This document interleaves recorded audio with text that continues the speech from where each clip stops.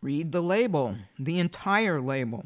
You've reached Talking with Dr. Terry, 180 Seconds to a Better You. Message number 17. I'm Dr. Terry Wurzbacher, and this call is dedicated to Mr. Joe Stickle, a great principal and runner, and an inspiration to me as well.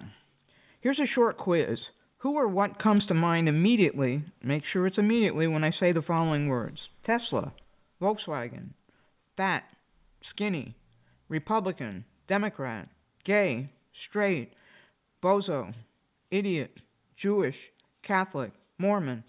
I could go on, but I bet you had specific images come up when I mentioned a label. You might have had strong feelings about each one of them, whether they were positive or negative feelings. It doesn't matter. It was just that you reacted. Do you realize that just by calling up such a vision and assigning an emotional reaction to it is passing judgment? Does the label or single description indicate what that person or object is really made of? I don't think so. Experts are always telling you to read the label. Why? What are you looking for? It's different for different people. For me, it's primarily to see if there's any gluten in the product. For others, it's sugar, chemicals, etc. Every product and person is made up in ingredients. Every person is more than what you see at first glance. When I was an intern, I was looking to buy a house. On my day off, I was in a t-shirt and shorts, and my roommate and I found a realtor.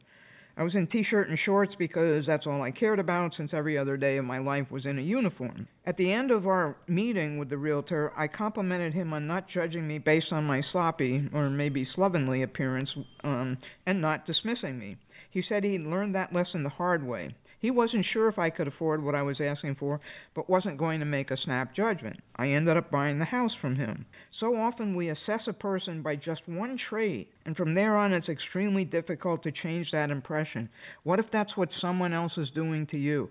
I was fat, and I mean fat, and I know what other people thought about me, and it hurt me. It made me feel less productive, more emotional, useless. That wasn't me. I didn't know that, though, because that was the label everybody kept applying to me. When we're into things like all this positive thinking stuff and someone uses a negative word, we rush to judgment that they're not into that and they don't know enough, and we want to teach them instead of listening. Dr. Gilbert always talks about listening and how that's important to understand what the other person is like. There were blemishes on my new used car. Does that mean I shouldn't have gotten it? And then I would have missed out all the wonderful things that I love, and it's perfect, and I don't even see the blemishes. So next time, read the label on the person you meet or object you're looking at. There's more contained in the fine print than anywhere else on the label. Leave your messages at the beep.